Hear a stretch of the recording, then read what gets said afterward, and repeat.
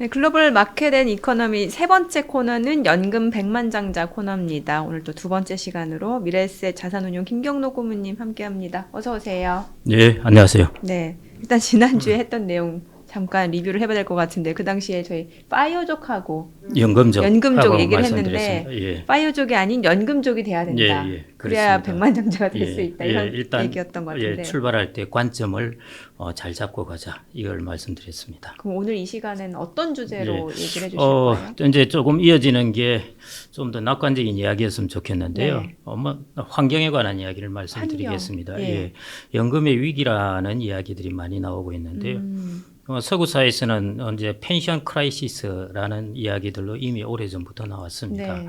우리나라도 이제 연금의 위기인데요. 우리나라는 지금 이제 공적연금, 일반적으로 국민연금이라고 대변되는데 그 공적연금의 이제 적립금 고갈 문제 이것들이 지금 핫 이슈인데요. 네. 서구 사회는 공적연금의 개혁에 대해서는 이미 오래전부터 논의가 이루어져 왔습니다. 그래서 상당 부분 그것은 이제 개혁의 방향을 잡아간 것이고요. 우리나라는 이제 공적연금의 개혁에 대해서 이제 본격적으로 시작되어야 되기 때문에 이 부분도 이제 연금의 위기에서 중요한 부분에 속하고 서구 사회에서 펜션 크라이시스라고 하면은 이제 공적연금 부분도 조금은 있겠지만은 사적연금입니다. 이전 같은 경우에는 미국도 그렇고 영국도 그렇고 퇴직연금이라는 것 일반 기업에 종사하는 사람들의 노후는 기업이 보장을 해줬습니다.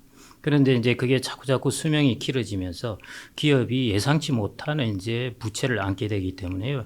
기업이 그런 부분을 자꾸 이제 개인들에게 이렇게 넘기고 있습니다. 네. 그러다 보니까 이제 개인들이 자기의 연금을 자기가 직접 운용해야 하는 것이죠. 근데 이제 직접 운용해야 하는데 결국 내가 뭘 어떻게 운용하느냐에 따라서 자기의 노후 적립금이 천차만별이 되는 것입니다. 이게 이제 펜션 크라이시스죠. 네.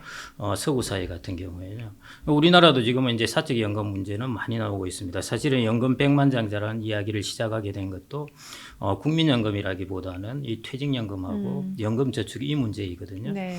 우리나라는 다른 서구 사회에 비해서 훨씬 이제 사적 연금 부분에 리스크가 크게 나타나고 있었습니다. 리스크라고 하기보다는 크라이시스라고 할 수 있는데요.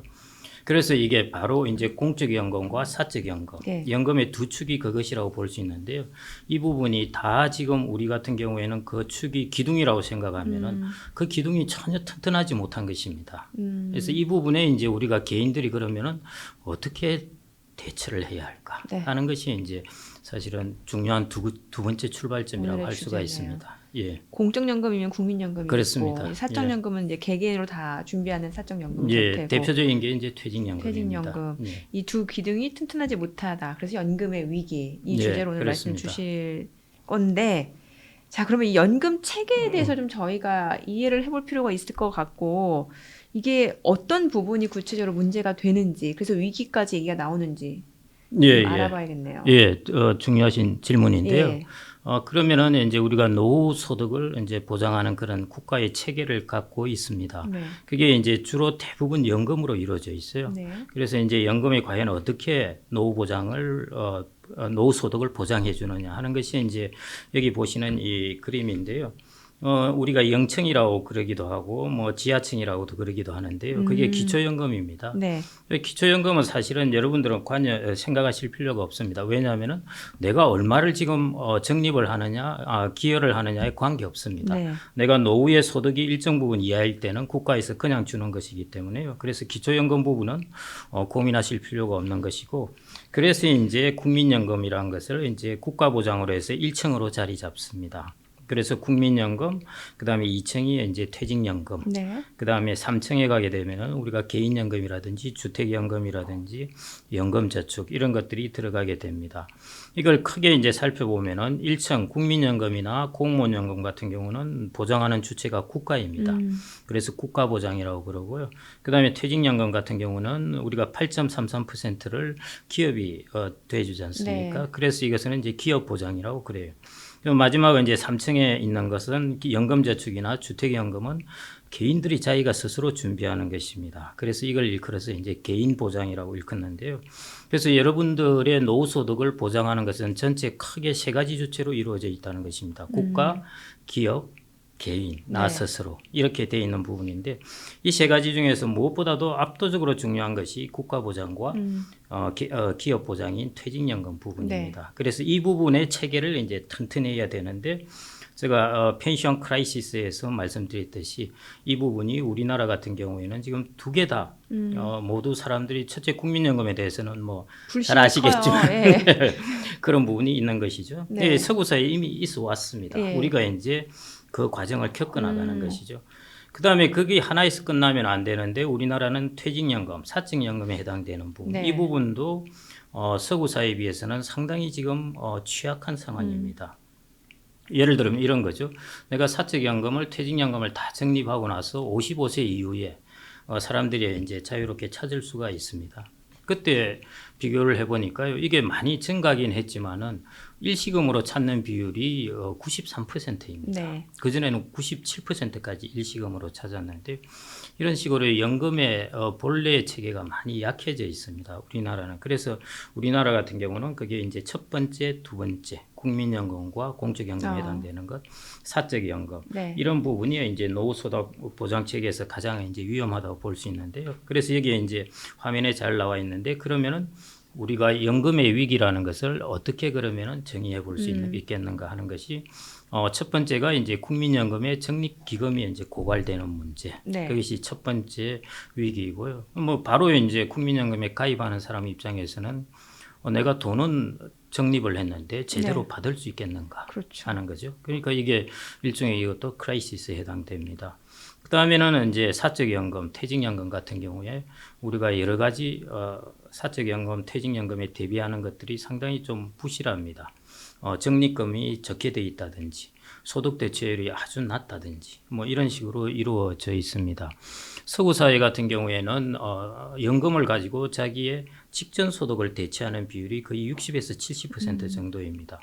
그래서 내가 퇴직 전에 예를 들어 월 1,000만 원을 받았다 하면은 자기가 연금을 통해서 받을 수 있는 것은 월 600이나 이 정도 된다는 것이죠. 그런데 우리는 그 부분에서는 이제 턱없이 좀 부족합니다. 그래서 사적연금, 퇴직연금 제도 자체가 아직 이걸로 우리가 노후의 소득을 대체하기에 너무 부족한 그런 크라이시스인 상황이고요. 네. 그 다음에 이제 그거하고 마찬가지로 연결되어 있습니다만은 우리나라도 점차 연금은 자기가 운영해야 되는 자기 책임의 시대로 오고 있습니다. 예. 개인연금도 그렇고 퇴직연금도 아무리 DB를 들었더라도 직장을 옮기면은 IRP로 들어갑니다. 네네. IRP로 들어가면은 거기 들어가는 즉시 아무도 신경을 안 써줍니다. 그때부터는 자기가 오롯이 그 부분에 신경을 써야 네. 되는 것이니까요. 시간이 가면은 갈수록 자기 책임으로 운용을 해야 되는 연금이 자꾸 늘어난다는 것입니다. 네. 그래서 비로소 서구 사회에서도 시간이 지날수록 연금을 자기 스스로 운영해야 된다는 것 때문에 크라이시스 이걸 도대체 잘못 운영할 수도 있고 하니까 이거 마찬가지로 우리나라도 그런 상황에 있다는 것입니다. 그래서 연금의 위기라 하면은 바로 이 세 가지 이 부분을 이제 우리가 짚어봐야 되고요. 네. 여기에 어떻게 우리는 그러면 각자 개인이 대응을 해야 될까 그런 부분을 한번 살펴봐야 될 것 같습니다. 지금 고모님이 말씀해주신 연금 체계를 보면은 이제 뭐 지하 기초 연금부터 해서 1층, 네. 2층, 3층 이렇게 있잖아요. 네. 그럼 1층부터 잘 다져놔야 된다라는 건데 1층이 지금 보니까 공적연금, 국민연금이에요. 근데 네. 여기에 대해서는 뭐 저는 잘 받을 것 같아요. 저는 받을 것 같은데 90년대생들 있잖아요. 네. 이게 워낙 지금 노령화 시대다 네. 보니까 이게 납입하는 금액은 점점 적어지고 받아야 될 사람 수급자는 점점 많아지는 네, 시대잖아요. 그렇습니다. 그러다 보니까 예. 나는 열심히 돈을 냈는데 나중에 내가 나이가 들어서 받으려고 보니 얼마 못 받는다. 혹은 낸 돈보다 적게 받는다. 이런 얘기가 굉장히 많아요. 네, 그래서 90년대생부터는 이거 국민연금 가입 안 하는 게 더 이득이지 않을까. 차라리 그걸 내가 개인적으로 운용하는 게 더 좋지 않을까라고 생각하는 사람들이 많거든요. 네. 어떻게 해야 돼요? 예. 저희 진행자님 90년대생인 줄 알았는데 아니신가 보네. 아니에요. 예. 단적으로 일단 뭐 그걸 이제 차근차근 네. 설명드리기 전에요. 예를 들어 내가 그걸 직접 내가 운영하는 게 낫다. 사실은 국민연금이라는 것은 자기가 4.5%를 기합수를 하고요. 네.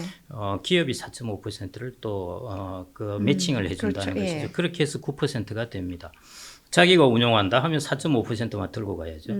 당연히 그 부분은 손해입니다. 그래서 이제 국가의 체계이기 때문에요. 제가 이제 나중에 대응 방안에 말씀드리겠습니다만은 이제 우리는 좀 더 합리적인 대응 방안을 모색해봐야 됩니다. 차근차근 아마 말씀을 드릴 거고요. 일단 국민연금에 그러면 도대체가 왜 우리가 적립금 고갈 90년대생이 왜 문제일까 네. 하는 부분을 좀 이제 한번 살펴보겠는데요. 그럼 최근에 이제 5차 이제 국민연금 그 추계를 했지 않습니까? 예. 거기 보면은 이제 저 그래프가 나옵니다. 그래서 이번에는 이제 적립기금이 제일 최대가 되는 점도 이제 한 1년 정도 앞당겨졌고요. 적립기금이 고갈되는 것도 한 2년 정도 앞당겨졌습니다. 4차 재정 추계에 비해서 네. 조금 앞당겨지고 있습니다. 그런데 이 적립기금의 그래프를 보면은요, 저는 이 그래프를 보면 공이나 마치 이제 포탄을 쌓았다가 뚝 떨어지는 모습하고 포물선이요. 예, 예. 비슷한 포물선인데요. 이 어떤 물체나 마찬가지로 에너지가 들어가 있을 때는 저렇게 위로 치솟다가 에너지가 사라지게 되면 아마 저런 곡선으로 떨어지는구나 네. 하는 걸 볼 수 있는데요. 그만큼 이제 우리나라가 2041년이죠. 41년을 이제 지나고 나면은 국민연금의 에너지가 뚝 떨어진다는 것을 이제 보여주고 있습니다. 그리고 이제 기금이 고갈되는 것이 2055년이다. 네. 이게 이번에 5차 재정 추계에서 이제 추계한 것인데요. 이 이제 그래프는 여러분들이 가끔씩 보셨을 텐데 이 테이블을 한번 보시죠. 여러분들이 이 테이블을 보시면은 이 수치를 통해서 좀 더 이제 국민연금 적립금의 향후 이제 모습에 대해서 여러분들이 정확하게 보실 수가 있는데요. 네. 아까 적립기금이 이제 제일 위에 있는 숫자입니다. 단위가 조라고 보시면 될 거고요. 보시면 우리나라가 2040년에 이제 1754조까지 증가합니다. 그래서 이제 상당히 괜찮아 보이는데요. 국민연금에서 가져가는 이제 총수입은 네. 보험료하고 국민연금의 기금을 운용하는 운용수익하고 이 둘을 합쳐서 이제 총수입이 되는데 그 총수입을 보시면은 이제 2040년에 이제 피크를 치고 총수입이 뚝뚝뚝 떨어지는 것을 볼 수 있습니다. 그래서 여러분들이 이 그래프에서 보시면은 2060년 같은 경우에는 총수입과 보험료 금액이 같습니다. 왜냐하면은 그때는 적립기금이 고갈이 되었기 때문에 투자 수익금이 없기 때문에요. 예. 보험료만 오롯이 이제 총수입이 되는 그런 상황인 것이죠. 네. 지출은 이제 계속 일어나죠. 그러다 보니까 수지차를 보면요. 2050년 한번 보십시오. 이 한 해 수지차가 2050년 보면은 이게 잠깐만요. 마이너스 150조 정도 되고요. 2060년 가면은 마이너스 한 350조 이렇게 됩니다. 한 해. 그래서 이렇게 급속하게 마이너스를 가게 되면서 GDP 대비해서 수지차가 마이너스 2.9, 마이너스 5.5% 네. 이런 식으로 이제 크게 확대됩니다. 자, 이게 이제 이런 수치이고요. 우리가 궁금해하는 것은 마지막 줄입니다. 그러면은 우리가 이런 적자를 감내하려면은 국민연금을 납입하고 있는 사람들이 자기 소득의 몇 %를 도대체 보험료를 내야 이 적자를 메꿀 수 있을까? 네. 이렇게 계산을 해보면은 2050년은 22.7%입니다. 2050년은 29.8%, 2070년 가면은 33.4%. 여러분들의 소득의 납입해야 되는 23% 돈이 이 정도를 내어야 국민연금이 이제 펑크가 나지 않는다는 것이죠. 점점 더 많이 납입을 물론 해야 이제 되는 거예요. 점점 더 많이 납입을 해야 되죠. 그래서 이제 국민연금이 지속 불가능하다는 것이죠. 왜냐하면 한 개인이 이렇게 25%씩 내고 네. 건강보험료 내고 세금 내고 이렇게 되면은 이게 자기의 소득에서 들고 갈 수 있는 부분이 별로 없습니다. 그러니까요. 그러면 이제 국가가 이제 적자 국채를 발행해서 또 일부분 또 되게 매우- 되겠죠. 네. 그래서 이제 일본 같은 경우에는 적자 국채를 이제 건강보험하고 이런 연금 지출 이런 것 때문에요. 현재 GDP의 2.6배가 이제 국채가 발행되어 있는 상황이거든요. 우리나라도 이제 적자 국채를 발행하게 될 텐데 GDP의 마이너스 3%, 마이너스 5% 이르는 금액을 이렇게 재정으로 메꾸기가 참 쉽지가 않습니다. 네. 그래서 이 데이터를 보신다면 결론은 이대로 간다면은 지속 불가능하다입니다. 그래서 이제 국민연금은 개혁을 해야 되는 것이고요. 예. 그래서 이제 국민연금이 이제 제 5차 재정 추계를 하면서 작년에 공청회를 했습니다. 그래서 이제 국민연금의 개혁안을 내놓게 됐는데요. 네. 그 개혁안이 이제 이렇게 여러분들도 아마 보셨을 겁니다. 여기 이제 테이블을 보시면은 제가 간단하게 내놨는데요. 결국은 이제 보험료율을 얼마나 올리며 내가 받는 그 연령을 얼마나 늦추며 네. 예, 그다음에 기금 운용 수익률을 얼마나 높일까 하는 네. 이런 문제로 이제 위원회에서 개혁안을 몇 개 내어놓았습니다. 그래서 여러분들이 이 화면에 있는 것을 간단하게 그냥 보시면 되겠는데 이게 연금 개혁안이에요. 예. 여러 안이 있습니다. 그중에 대표적인 걸 제가 몇 개를 가져왔는데요. 아. 그때 16개인가 뭔가 안을 던져줬어요. 예. 그래서 이제 이거 뭐 하는 거냐 16개나 던져주면 나는 어떻게 하란 말인가 네네. 해서 보면은 뒤에 이제 2개로 그걸 압축을 시키는데요. 일단 크게 보면은 보험료율을 12%로 올리고 수급 연령을 65세에서 68세까지 늦추고 운용 수익률을 1%포인트를 올리게 되면은 수지 적자를 보는 것이 2060년으로 미루어지고 기금 소진도 2080년으로 미루어집니다.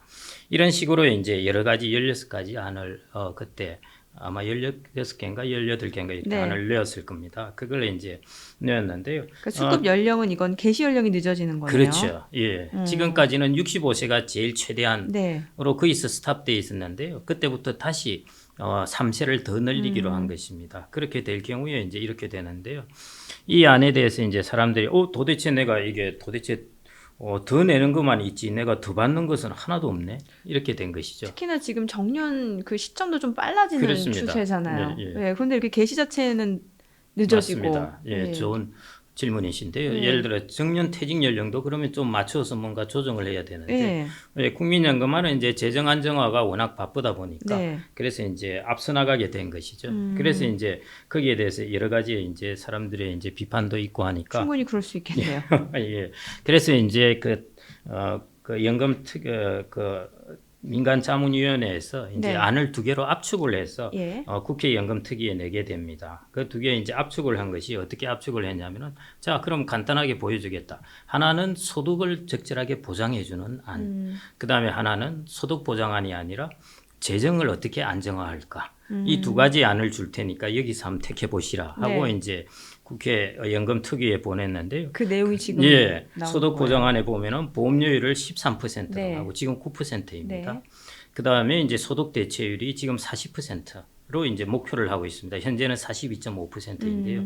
점차 낮아지거든요. 네. 이 소득 대체율을 그러면 50%로 올리겠다는 것이죠. 이게 그래서 소득 보장안입니다. 이럴 경우에 이제 고갈 시점이 7년이 연장되어 가지고요. 2055년에서 2062년으로 이제 고갈이 되게 됩니다. 이게 이제 소득을 보장하고 보험료율을 9%에서 13%로 올리게 되면은 네. 소득 대체율도 50% 올리게 되고 고갈 시점은 7년 연장된다는 것이죠. 자, 이 안을 택할 것인가? 그 다음에 이제 재정 안정안입니다. 네. 이것은 국민연금의 이제 재정을 철저하게 안정화하는 것을 제일 우선적인 목표로 두었는데요. 보험료율은 15% 올리는데 소득 대체율은 그냥 그대로 두었습니다. 40%로. 벌써 이제 웃으시는데요. 이런 거 택하면 큰일 난다. 뭐 이렇게 말씀을 하시는 것 같은데요. 보시다시피 그러니까 역시 고갈 시점이 16년이나 뒤로 미루어집니다. 그래서 2071년이 이제 2055년에서 71년으로 연장되는데요. 그래서 이 2가지 이 대표적인 안이죠. 여기서 조금씩 조정은 될 수 있겠는데 소득을 보장할 것인가, 네. 재정을 안정화할 것인가. 예. 여기에서 2가지 안을 던져주면서 여기서 한번 생각을 해봐라. 그러고 그 민간자문위원회에서 이제 이런 안을 던져주었습니다. 현재 이까지 이제 특위에 제출되어 있습니다. 이러면 이제 90년대생 입장에서는 예. 소득 보장안이든 재정 안정안이든 소득 보장안은 이런 거잖아요. 그러니까 뭔가 덜 내고 더 내고 더 받고. 더 내고 더 받고 예. 그다음에 재정 안정안은 더 내고 더 내고 그대로고. 예. 이게 좀 애매하네요. 예. 그래서 이제 일본에서 이런 이야기가 나옵니다. 일본의 단카이 세대라고 베이비 네. 부모 세대가 있는데요. 이 세대들을 일컬어서 도망치는 세대라고 이름 붙이고 있습니다. 그 말은 뭐냐면요. 국민연금으로부터 도망치는 세대인가요? 부담은 자기는 성장할 때 고성장 시기에 누리고 예. 그 노후 재정의 부담은 다음 세대에 넘기고 자기들은 그냥 다음 도망쳐 세대에 버린다 해서 넘기고 예. 그래서 이제 도망치는 세대라는 이런 이름이 붙어 있는데요. 우리도 이제 이런 부분에서는 어떤 적절한 이제 해결 방안이나 예. 타협점을 찾아 나가야 되는 것이죠. 어디 좀 벤치마킹할 국가가 있을까요? 여러 나라들이 서구 사회에서 이 부분은 과거 한 20년 넘어 계속 논의를 이루어왔고요. 네. 그래서 예를 들어 우리나라 보험료율 같은 경우에는 9%로는 안 됩니다. 원론적으로. 예, 최소한 13% 이상은 최소 돼야 되고요. 13%. 예, 18% 내는 것도 있고 그러니까요. 어. 예, 기본적으로 9%로 예. 내 노후의 소득을 보장받기는 거의 불가능하다고 보시면 될 것 같습니다. 네. 그게 이제 그런 부분이고요. 그다음에 이제 서구 사회의 연금 계획의 또 하나의 특징적인 점은 뭐냐면은 그러면은 다음 세대가 내는 것만 다 부담을 해야 하느냐? 그러지 말자 하고 한 것이 뭐냐면은 지금 예를 들어 연금을 받는 고연령층이 있다고 그러면요. 이 사람들의 평균 수명이 길어질 수가 있잖아요. 네. 평균 수명이 처음 예상한 것과 달리 길어지게 되면은 평균 수명이 길어진 만큼 연금액을 줄이는 것입니다. 아. 그러니까 평균 수명이 길어진 뭔가 것에 대한 키카우처럼. 그렇죠. 아. 맞습니다. 그러니까 실링을 정해 놓는 예. 것이죠. 그래서 이런 것들로 이제 연금 개혁을 이루어 갑니다. 그러니까 어디 한 세대가 모든 것을 떠안는 것이 아니라요. 네.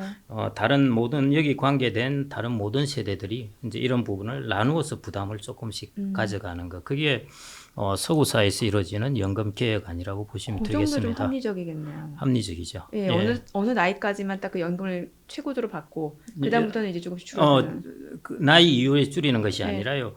수명이 수명이, 의외로 길어지면은 길어지면. 예, 그러면은 연금의 지출 금액이 더 늘어날 거잖아요. 예. 그러면은 지출 금액을 더 늘리지 말고 아. 거기서 고정시켜 놓고 나누기 n을 해서 받는 사람이 아. 좀 적게 받자 하는 네. 것. 예, 그런 안들로 크게 보면은 그렇게 나누어져 있습니다. 보험료율을 높이고 그건 어쩔 수가 없는 부분이고요. 그 다음에 받는 것에 있어도 수명에 있어서도 실링을 좀 정해놓자 네. 하는 것. 이게 이제 일반적인 서구 사회의 방향이라고 보시면 되겠습니다. 실제로 미국 연금 준비 상황 어떤지. 미국 같은 알려주시면 경우나 좋을 이제 것 그게 같은데요. 우리나라는 주로 이제 유럽 걸 많이 예, 예. 이제 보고 있는데요. 유럽 같은 경우에는 아까 말씀드렸듯이요. 소득 대체율이 거의 60에서 70% 됩니다. 높네요. 그래서 제가 첫 시간에 말씀드렸듯이 이제 서구 사회에서 독일 같은 경우에 네네. 벤츠나 BMW 타고 다니는 사람들이 퇴직한 분들, 뭐 은퇴한 분들. 그래서 거기에는 이제 여러분들 영화에서 보시듯이 벤치에 앉아서 책을 보고 있다든지 이런 노년의 모습 네. 이런 것들이 가능한 것이죠. 그러네요. 예. 소득 대체율이 높다 보니까. 그렇습니다. 예. 예, 예. 그리고 이제 국민연금의 문제점, 공적연금의 문제점을 알겠고 아까 보니까 그 이제 위층이 그 기업에서 좀 이렇게 부담해주는 예. 보장해주는 예. 그 퇴직연금. 예. 퇴직연금은 그럼 어떤 위기에 예. 빠져 있는 거예요? 예. 제가 솔루션하고 같이 이제 말씀드린 게 예. 나을 것 같은데요. 네. 그래서 이제 국민연금에 그럼 개인들은 어떻게, 청년들은 어떻게 대응해야 할까? 아까 말씀하셨습니다마는 나는 괜찮은데 90년대생이 걱정이다 하셨는데요. 저는 받을 수 있어요. 예, 받을 수는 있는데 금액이 생각보다는 맞아요. 이제 적을 예, 수는 맞아요. 있습니다. 그러면 이제 청년들 입장에서 아까 말씀드렸듯이 4.5, 4.5에서 9%고요. 지역은 뭐 자기가 9% 내니까 그렇겠지만은 직장에 있는 사람들은 4.5, 4.5입니다. 그렇기 때문에 직장에서 4.5를 매칭해 주는 것이기 때문에 국민연금은 얕은 자기가 들어가는 것이 일단은 그래 손해 보는 장사는 아닙니다. 아. 그러니까 이제 첫 번째 그런 부분이 있고요. 그다음에 이제 국민연금은 수령할 때 상당히 하이 퀄리티입니다. 네. 연금으로서는. 뭐 때문에 하이 퀄리티냐 그러냐면은 일단 죽을 때까지 주죠. 내가 네. 150살까지 살더라도 네. 국민연금은 줍니다. 그다음에 물가에 연동해서 금액을 조정해 줍니다. 예. 민간 종신연금은 있을지라도 매년 물가에 정확하게 연동해서 변액해 주는 것은 없습니다. 이것은 구매력을 확실하게 유지해 준다는 것이거든요. 네. 이것은 공적연금뿐입니다. 아, 그 물가 상승률이 반영이 그렇죠. 되는 거예요. 예, 그래서 5.1% 올라서 올해 같은 경우에 이제 작년이죠. 작년에 5.1%만큼 국민연금 금액이 오르게 된 것이요. 네. 소비자 물가 상승률만큼 올려주기 때문입니다. 그 다음에는 하나는 민간의 보험회사 같은 경우는 그럴 확률은 크지 않지만은 극단적인 경우에 지급을 못할 수도 있습니다. 그런데 국가 같은 경우에는 국가의 보장이 되죠. 크레딧을 가지고 있잖아요. 예. 그래서 이런 면에서 어떻게 보면은 노후소득 보장의 가장 저변을 깔고 있고 최후의 보루는 이 공적연금입니다. 그러니까 이 공적연금 체계가 무너진다는 것은 국가가 무너진다는 것이나 거의 동일합니다. 그래서 이런 부분을 너무 심각하게 보시지 말고요. 네. 만일 여러분들의 이 국민연금 체계가 무너졌다면은 그때는 국가 체계도 거의 무너졌다고 보시면 될 겁니다. 어떤 자산을 가지고 있더라도 무너진다고 보시면은 될 겁니다. 해외 자산을 일단 가지고 있지 않은 90년대생도 이상은. 국민연금 가입을 하는 게 맞네요. 그래서 가입은 안 할 수도 없죠. 의무이기 때문에. 그렇죠. 그러니까 예. 저항을 할 수도 없습니다. 제 그런데 주변에 저항한 사람 꽤 있더라고요. 저항은 하지만은 실천을 못 하니까요. 예. 그래서 이제 예를 들어 내가 안 넣는다 뭐 그럴 수도 없는 것이고요. 이게 의무 가입이기 때문에 그래서 그런데 이제 내가 어떤 생각을 가지고 의무 가입을 하느냐 하는 것이 중요한데 아까처럼 이제 하이 퀄리티라는 그런 특징을 갖고 있기 때문에요. 그 부분을 좀 생각을 하시고 그다음에 이제 나머지는 뭐냐면은 여러분들이 청년이 내가 못 받을 거라고 생각되는 사람들이 사실은 이해 당사자입니다. 그렇죠. 그렇기 때문에 정책 의사결정에 적극적으로 참여하셔가지고 연금 개혁을 자꾸자꾸 이루어내시라는 것입니다. 어떻게 참여를 해요? 그러니까 이제 국회로도 사람을 보내야 되는 것이고 네. 공청회 할 때도 나가야 되는 것이고 뭐 심지어 프랑스 같은 경우는 심심하면 뛰어나오지 않습니까? 나와서 데몬스트레이션을 하지 않습니까? 네. 뭐 이런 것들에 이제 자기의 목소리를 내야 되는 것이죠. 네. 그런 식으로 이렇게 자꾸자꾸 어떤 사회에서는 다 같이 사는 공동체이기 때문에요. 결국 세대 간의 이런 문제를 이제 조정해 나가는 그런 과정을 겪어야 됩니다.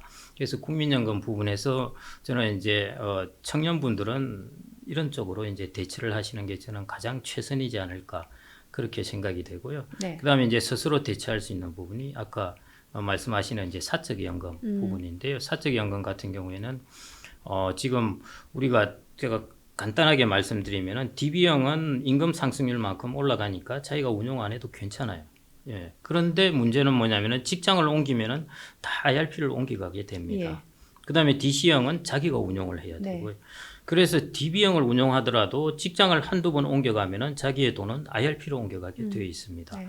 그러면은 IRP나 DC형은 다 자기가 운용을 해야 되는 개인이 것이거든요. 운용을 해야 그렇죠. 되는 거군요.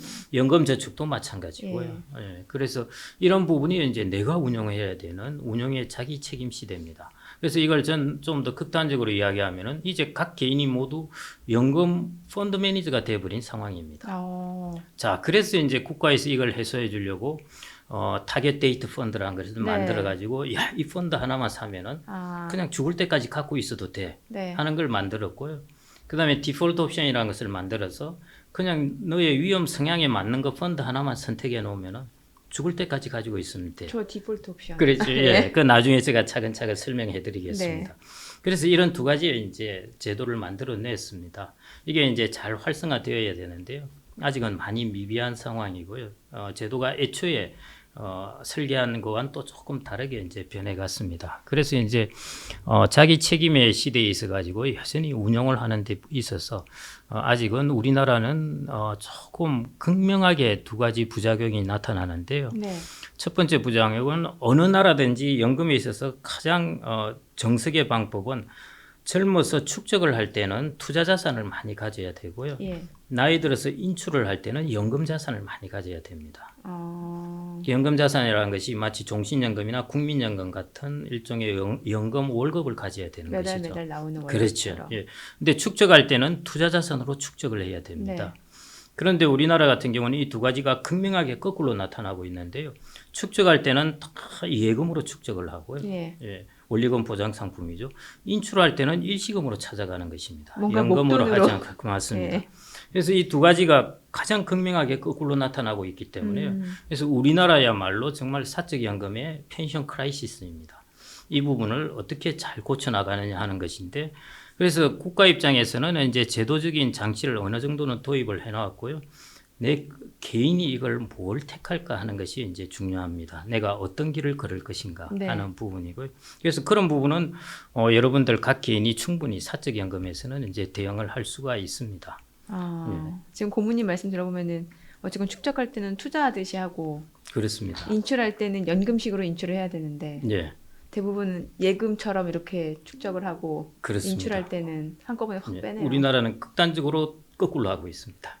보통 왜 자영업 하려고 생각하시는 분들도 많잖아요. 예. 그러다 보니까 이런 식으로 목돈이 필요한 경우도 꽤 있거든요. 예, 그런 경우는 그거는 서구 사회에서도 마찬가지입니다. 서구 예. 사회에서도요. 사람들은 기본적으로 목돈을 좋아합니다. 좋아하죠. 예, 그런데 사람들이 심리적으로 좋아하는 것이 베스트 솔루션이 아니라는 겁니다. 그러네요. 예, 자기가 좋아하는 것이 베스트 솔루션이면 삶을 살기가 참 편해지는데요. 네.